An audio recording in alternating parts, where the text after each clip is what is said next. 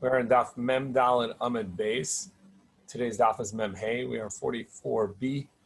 And in the Mishnah, we talked about somebody who left their Tchum on Shabbos with a purpose, with a mission, whether it was to testify for the new moon, to bring edus for the Kiddush HaChodesh, whether it was to save the community or individuals from an attack, or flooding river, or a midwife to go help a baby be born, help a woman birth. In all these cases, they're new.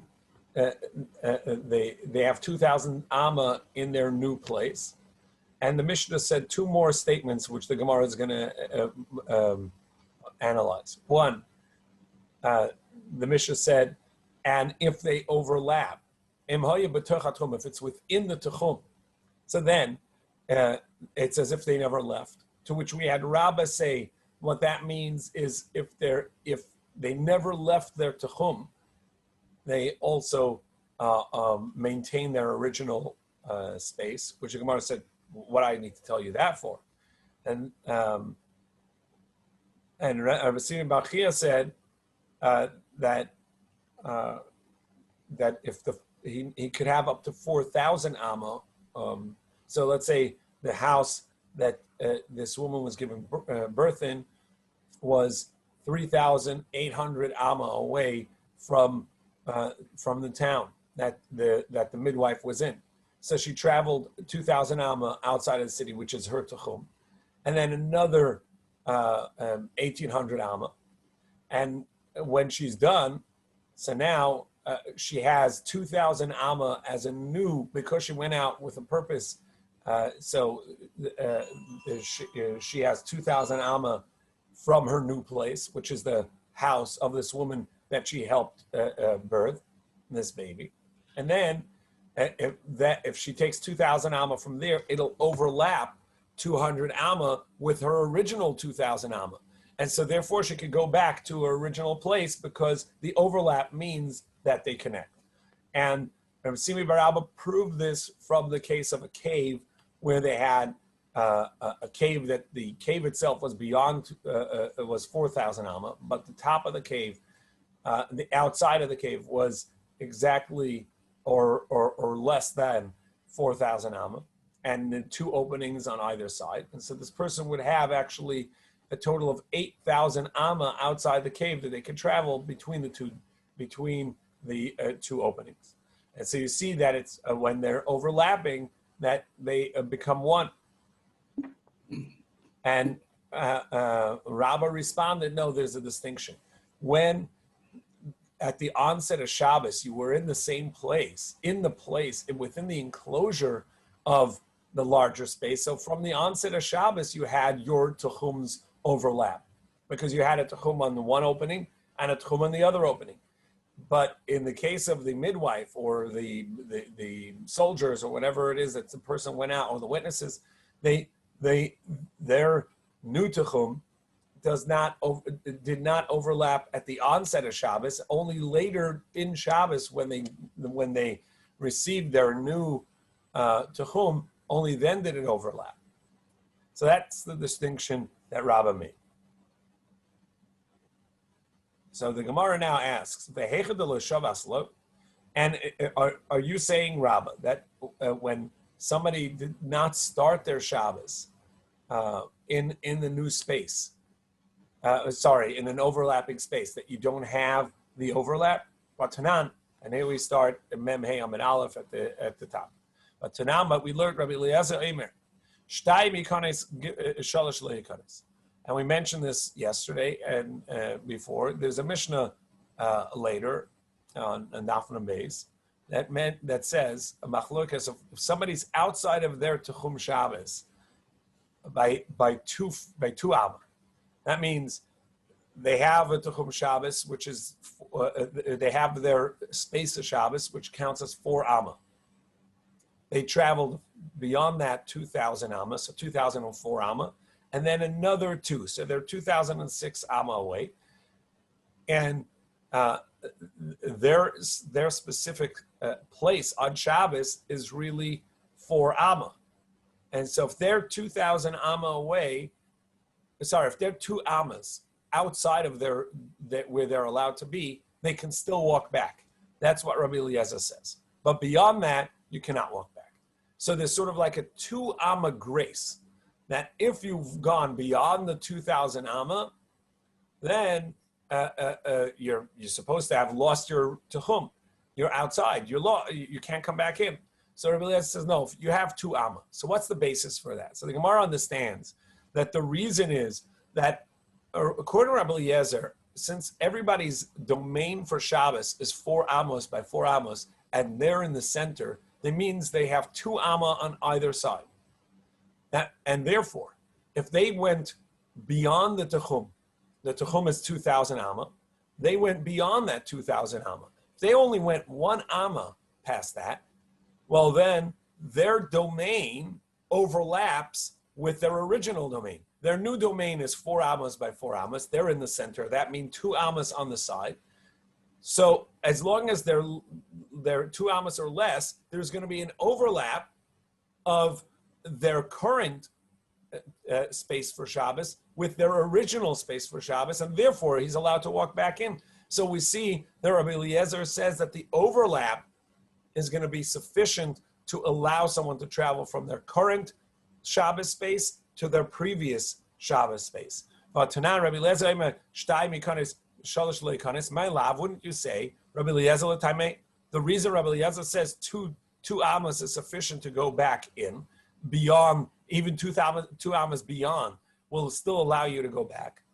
The Amar, this is based on his teaching that he says, that the new space a person has is going to be 4 amma, and he's in the center. And since he has 4 ammas beyond, once he walked beyond the 2,000, he has 4 ammas, and now they're still overlapping because he's got 2 ammas on one side, and that 2 ammas are now overlapped with his original 2,000, and therefore he's still connected to it. And that's why he says you can walk in. Alma havlas techum and milsi. So we see that when a techum overlaps with a previous techum of Shabbos, even a new one that was set on Shabbos, it's going to allow him to walk in. Amalei Rabba Babachana l'Rabbi. So Rabba Babachana says to Abaye, Omid Rabbi Eliezer kames eslei lamar. You're challenging Rabba from the teaching of Rabbi Eliezer. Why are you doing that? The Rabbanan disagree, and they say you cannot walk in even if you stepped out one amma. Amalei in Shemili Minei Damar, yes, because I heard a teaching from Rabbi himself. Ad kan lepligi Rabbanan led Rabbi Eliezer ela ledvar harashus. That even the Chachamim will disagree and say, if you stepped out even 1 foot beyond the 2,000 amma, even an inch, once you're out of the 2,000 amma, that's it, you can't come back in. But that's only if you stepped out without a need. You stepped out because you were spacing out. You stepped out because you wanted to fetch something, whatever it may be. Aval dvar mitzvah, but if you stepped out for a mitzvah, module, they agree that you can that you have these 2 amas to step back. And over here in our Mishnah, we're talking about a mitzvah for testifying, or even an obligation because of saving lives. And therefore, even the Chachamim would agree that if your new space overlaps the old space, that you're allowed to come back. So now the Mishnah is going to address the last line of the Mishnah, which seems to be superfluous. In the beginning of the Mishnah said, somebody who went out with a permission, meaning with a purpose, whether it's to testify, to give edus for the Kiddush HaChodesh, for the new moon, or for a midwife to help a woman birth, etc. In all these cases, they get a new 2,000 amma wherever they are, and if they overlap, they can come back in. Then the Mishnah says, Anybody that goes out to save, for a purpose of saving, and can come back in. And the concept is that anybody comes back with any time that if you would not be allowed to come back in, you would not end up going to do this obligation, or you may not. So then the Chachamim said that you're allowed to come back in. Tosfos at Memdalet on the base at the top points this out. This is included in the list of 3 things that the Gemara in Beitza says that we permit something from the start on account of we permit something at the end of an act on account of otherwise you wouldn't come and do it to begin with. If a person knew, if a midwife knew that if she walked out of her tachum to help a woman give birth, she wouldn't be able to come back home. She may hesitate to go out. And this is a relevant thing also for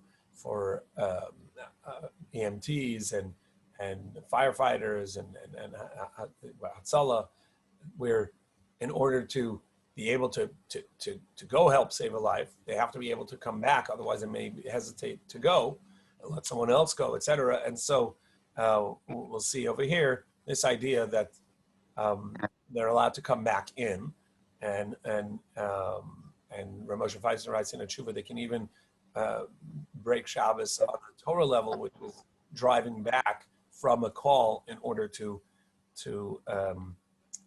be able to go again. It says the Shver Shabbos Kilchasa. He says, who says they're not going to get a second call? Well, that's step 1. That maybe they'll be called again. But even if it's not likely, maybe they live in a rural area. That's not. You can't strand people in the middle of nowhere. Yeah. But right. Number 1 was what Michael just said, is that, well, if they're a midwife, maybe they'll get another call, or if they're an emergency an EMT, so maybe they're going to get another call. But even if that's not likely, maybe it's close to the end of Shabbos, or they live in an area that they only get 1 or 2 calls a year, right? But the issue is that they may hesitate to go on Shabbos if they know they can't come back. So that's why you're allowed to. So so anybody who went out to save can come back to their place. That seems to say not only 2,000 amma, an additional 2,000 amma, but even if they were 10,000 amma away, even as I mentioned, as Rav Moshe Feinstein says, even if they have to drive back. So if they drove to a call, they're an EMT, they drove back, they drove to a call to help someone, and now they can drive back. And now what's the basis? And so the Gemara says, but the first part of the Mishnah says they only get 2,000 amma. And here it says that they can walk back even beyond that. So the Gemara says, maybe what it means is that not only can they come back, but they can also carry back their weapons.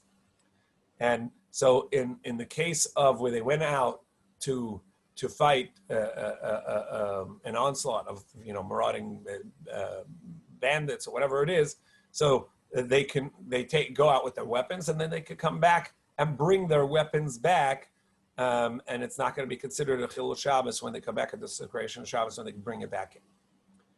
My kusha. So the Gemara says, what would you have thought? Dilma lahatzal shiny. Maybe that over here, since they went out to save, that's why they could go out beyond the 2,000 amma. In other words, the original meaning of the Mishnah is 2,000 amma for just someone who went to testify, but someone who went to save people, so then they're allowed beyond the 2,000 amma.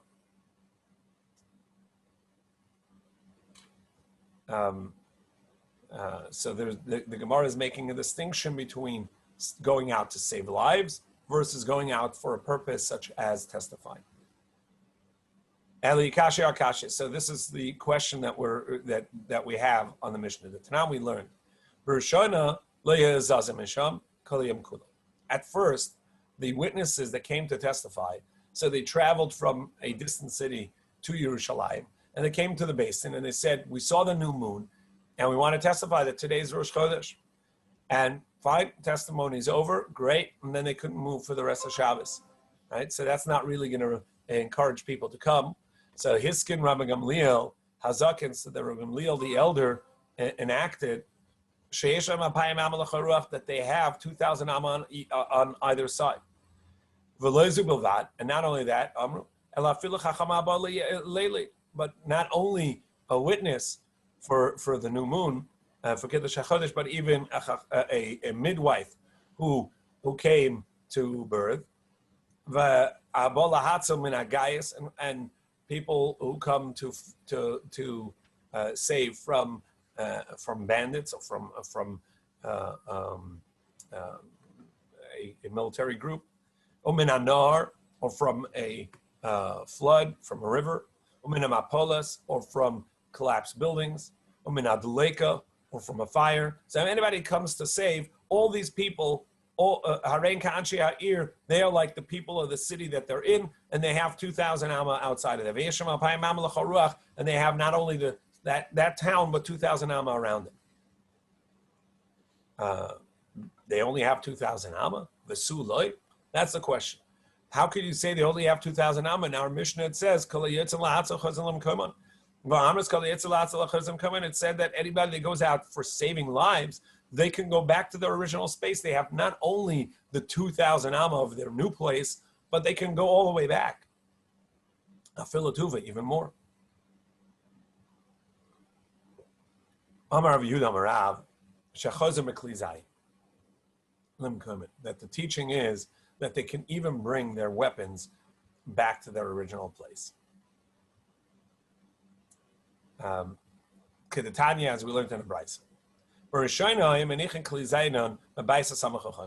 At first, everybody coming back from a battle, they would take their weaponry and they would leave it at the first house when they come into the city, at the wall of the city. Once, as they came back into town, the enemies noticed that they were coming back into town and chased them. So when they realized that they were being pursued, they had already put their weaponry back at the first house at the entrance of the city. And now they noticed that they were being pursued and the enemy is nearly there. So everybody ran to the same place to get their weaponry. And the enemy came in after them. And they ended up trampling each other. And they ended up killing friendly fire or trampling themselves. They killed more than the enemy killed. At that point, they enacted you go back to your original place with your weaponry. However, Rav Nachman Yitzchak says that there's no question. The distinction is going to be Kan Kashanitzi Yisrael. If the Jews won the battle, so then all you have is 2,000 amma because you're not in danger, so you don't need to go back to your original place. And here, but if the Jews lost that battle, so then they have to go back and fortify themselves and regroup. So there they need to go back and even more than 2,000. Amar Rav Yehuda Amarav, Nachrim shetzaru ala yoros Yisrael eyetzan lemiklizayin.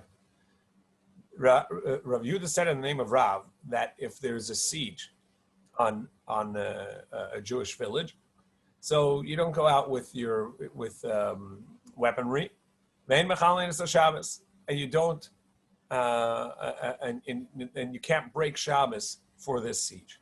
So Tani Nami Hachi, we have a brisa similar to this, but it explains it. Nachem Shatzaru, that you can't go out. However, that's only if they're coming for money.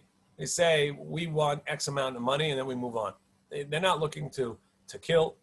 Avabola iska nefashos. But if they're coming to not just to plunder, but to pillage and rape and maim, so then you do go out and protect the city with weaponry. And you do break Shabbos for saving the city. And then the Brisa continues and says, and this is all if it's somewhere in the middle of the country. However, if it's on a border town, even if they're just coming for some food, they just want to feed their soldiers, you go out to fight. If it's a town, a village, city near the border, even if they didn't come to kill and maim, they're only coming for straw and hay. You go out to fight them. And you desecrate Shabbos for it. And the reason is because once there's a breach on the border, it puts the entire country, the entire area into a vulnerable state. So the border towns have to keep their lines very strong. In the name of Rav Nachman, he said, Bavel kira smucha l'sapar dam. And Bavel, Babylon, is also a like a village near the border. V'terguma Naharda, and it was explained to mean Naharda, that there are many Jewish villages in a Jewish area, and Naharda being the border town between the villages that the Jews would live, and that was sort of like the front line. And so Naharda, if there was any danger to Naharda, even if it was just for monetary loss, it would also break Shabbos to protect the rest of the cities. Darshab Destai the Minbiri, Maidachsiv. Rav Destai Rabiri taught this on account of a teaching from David HaMelech. It says by David, Chsiv, Vayagidu LaDavid Lemor, they told David saying, Hine Pelishtim Nilchama Bekeila, the Pelishtim are fighting this place called Keila. And they are plundering the silos of grain. And to that, the Brisa teaches that Keila was a border town. And they just came to plunder the hay. And the Chsiv as it says, they went to the granaries.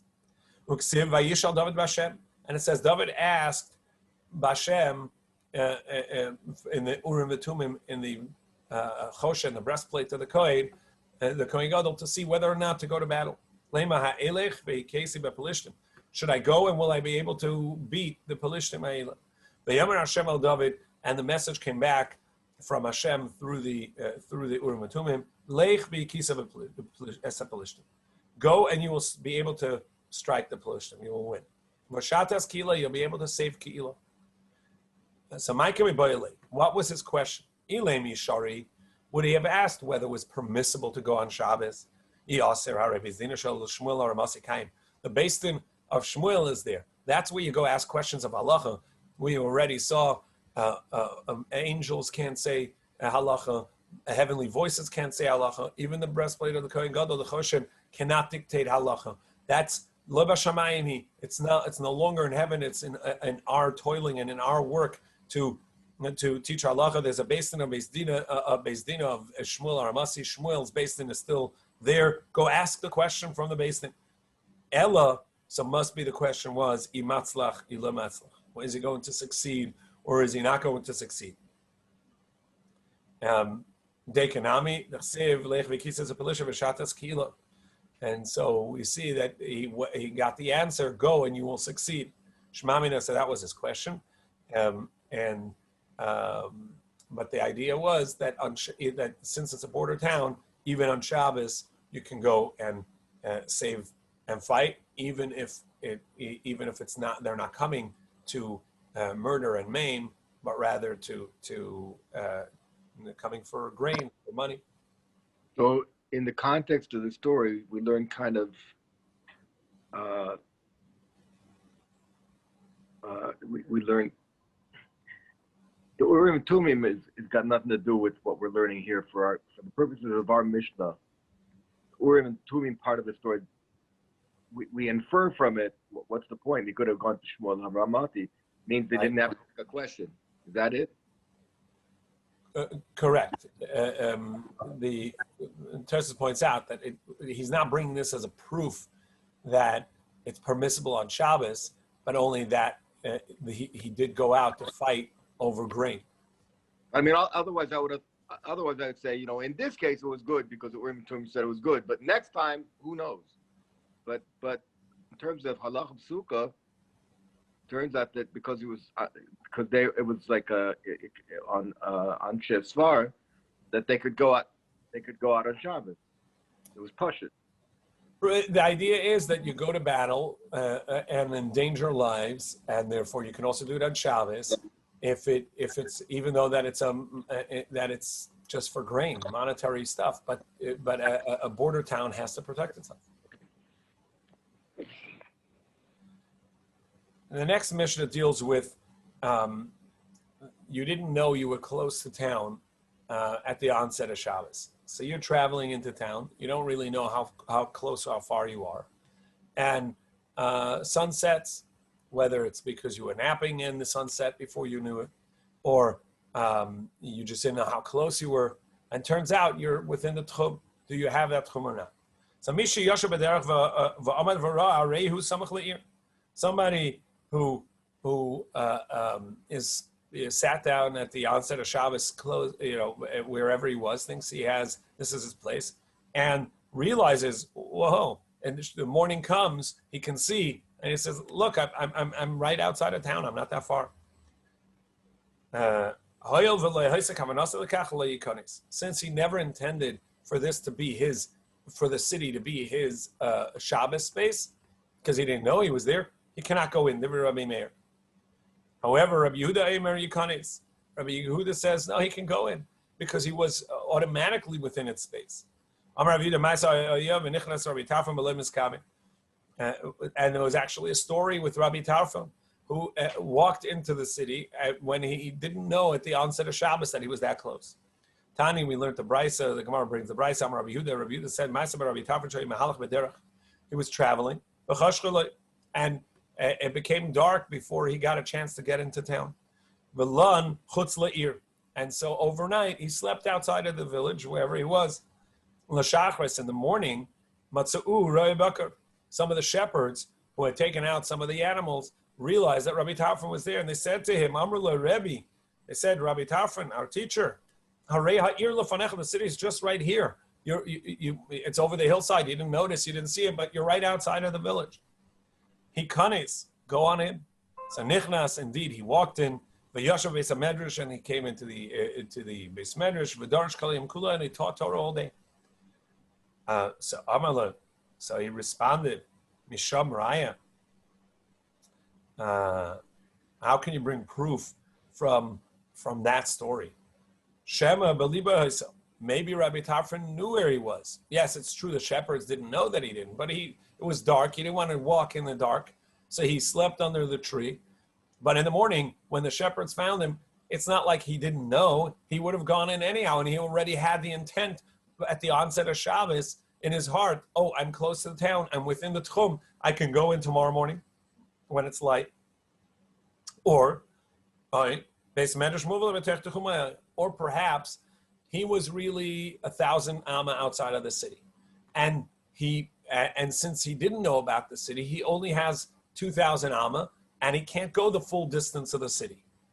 However, the Beis Medrash where he was sitting was within the next 1,000 amma, and because he's allowed 2,000 amma, and so the study hall, the Beis Medrash that he went to, actually was within his space. Next Mishnah, somebody was asleep, and he taken a nap and slept into Shabbos, and when he wakes up, this is he realizes he's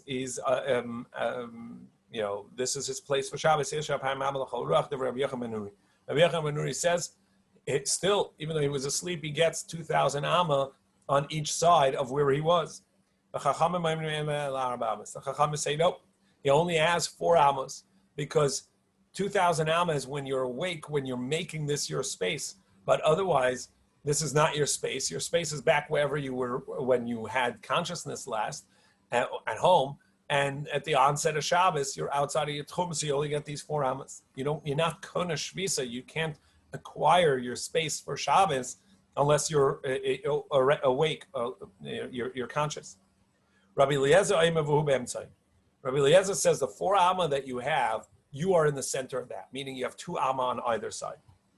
Rabbi Yehuda says, no, you have 4 amma to any side. Wherever you want, you can go. Rabbi Yehuda says, however, if you chose to the east, you can no longer go 4 ammas to the west, or 2,000 to the 4 amma to the west.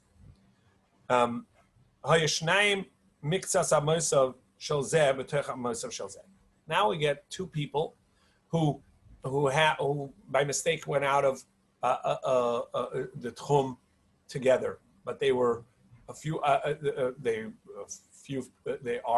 ammas apart from each other. So they sit down and they each have 4 ammas, and 2 of the ammas overlap. So they are, let's say, 4 amma apart from each other, and they eat, 6 ammas apart from each other, and each one has 4 ammas, one to their right and one to their left. And so what ends up happening is that 2 of those ammas are overlapping. They can put their food between them, because their vessels and their items also have to be where their Shabbos space is. But they can put it within their own 4 ammas, and this way they can have the middle 2 ammas overlap and have their meal. And we turn to Mem Ham and base. But don't take it from the other and bring it back to yours, or vice versa. Don't stick it into the other's 2,000 2 ammas that are beyond your 4 amma. However, if there are 3, and the middle one is in that 2 overlap from the 2 outer ones, so he can pass to either one. They can pass to him. The 2 outer ones cannot pass to each other. So that's a unique case, and the idea is that when their space overlaps, they're allowed to pass into that overlap space.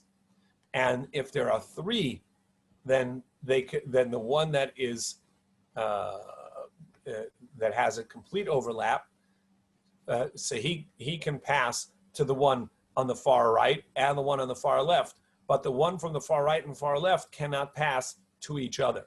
And that's the center point where the one who overlaps with both can pass. And so there's a gap of 12 amma between the 2 far ones. And the overlap that the middle one has with each one is the 2 amma that he can pass.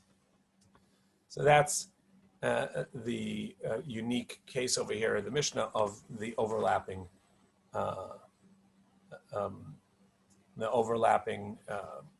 people that are out, and each one has 4 amma with that overlaps with the one next to them. And similarly, the Gemara says, the Mishnah says, what is this similar to courtyards? And you're going to have the same idea in these courtyards that overlap, and their eruv goes from one to the other.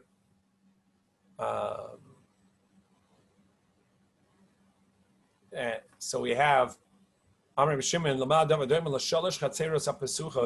you have 3 courtyards that are open to each other, but they're open to each other in with a middle one in between them. So let me see if I can share this. So Amar Rishim Lamada V'Doim L'Shalosh Chatzeros Pesuches Zu L'Zu Pesuches L'Shus HaRabim. So you have three courtyards, one to the far west, one in the center, and one on the far east side. And all three of them are open to the public domain. They are also open to each other. There's a gap in the wall between each one of the courtyards. Irvu shtayim im emtzos. If each one made an eruv with the middle, that means the far east courtyard joined in a meal with the center courtyard, but they didn't join in a meal with the far west one, and the far west one joined in a meal joined in by giving a meal with the center one. So two separate Eruvin. So then, since they're with the center one, this you can carry from the center one. The people from the center can carry to either one of the courtyards that are on its sides. And they can, each one of them can carry with the center courtyard. However, but you can't carry something from the western courtyard all the way over to the eastern, or vice versa.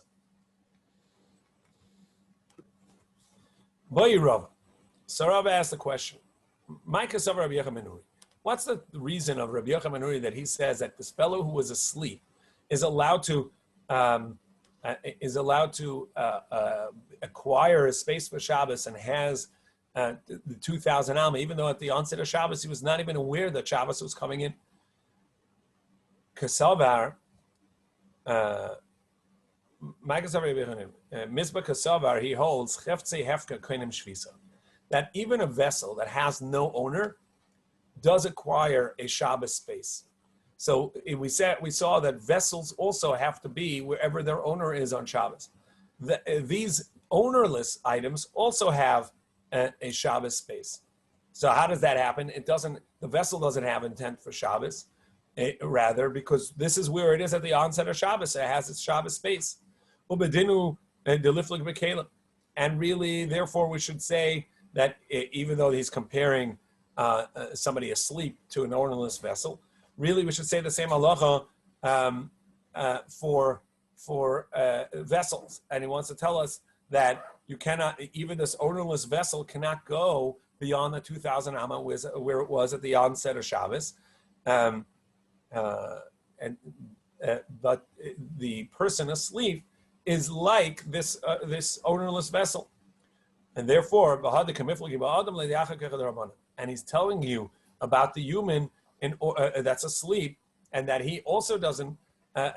He also has at the onset of Shabbos kind of shvisa. He gets his Shabbos space by default, because this is where he is. To tell you the strength of the Chachamim, that they disagree and they say just like vessels do not have a space for Shabbos when they are ownerless because there was no intent at the onset of Shabbos, so too this person that's asleep will not get his space for Shabbos. Because you could have said that since if he was awake, he would acquire this space. Now that he's asleep as well, he should acquire the space and he should have 2,000 am on either side. Kamash Malan, Deloitte.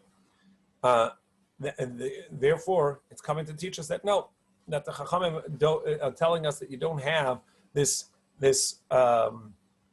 space, and you don't have 4 amas, 2,000 amma on either side. You only have 4 amma. Odilma, or Rabbi continues with this question, or perhaps Rabbi Yochanan ben Nuri is a different logic. That really says, no, an ownerless vessel, since there's no owner, there's no intent, there's no place for Shabbos, and it doesn't require its space, and the owner, and then anybody can't take it 2,000 amma either. It doesn't have its own space. However, and it's specifically by a human that's asleep, since if he were awake, he would make this his Shabbos space, he would acquire the space, so asleep as well, by default, that's what happens. Amar Rabbi Yosef Tashama. So Rabbi Yosef says, come and let's learn this from inanimate objects, such as rain. If the rain came before Yantiv, so then at the onset of Yantiv, it was already there. And therefore you can bring the water within 2,000 amma of where this puddle is, where this rain fell. However, if it rained on Yantif and filled this well, this pit, and now you have water and you want to take it, so each person, so then at the onset of Shabbos, that rain wasn't there. So since it fell on Shabbos, it never required a Shabbos space. So when I get there, the water is mine, and it becomes the Shabbos space of whatever my halachas are. So if I'm at the edge of my 2,000 amma, I can take this water 4,000 amma because I'm at the edge of my 2,000 amma. I can go back to my center and then go 2,000 the other way.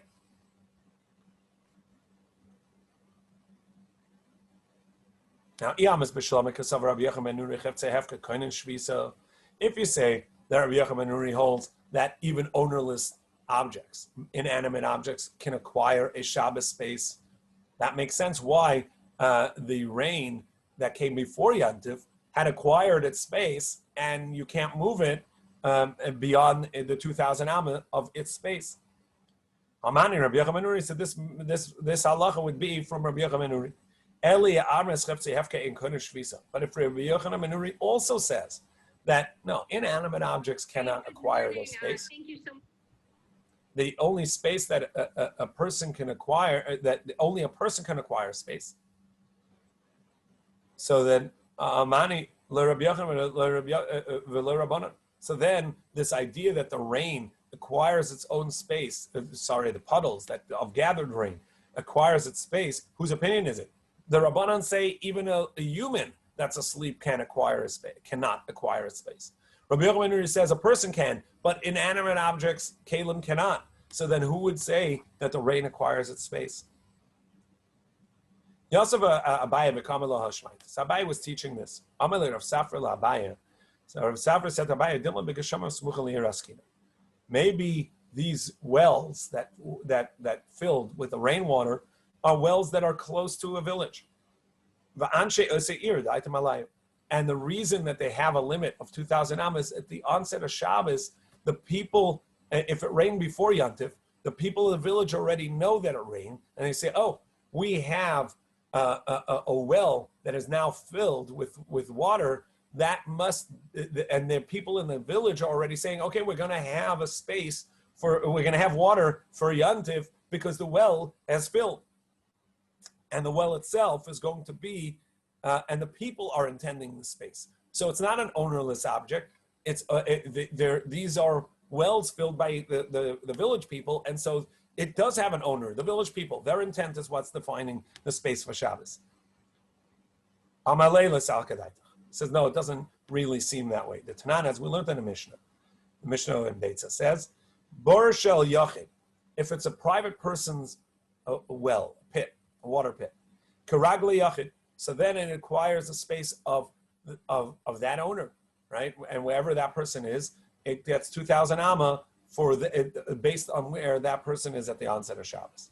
Shalosa ir, if it's a village's pit, so then karagli ir, it goes by the entirety of the village.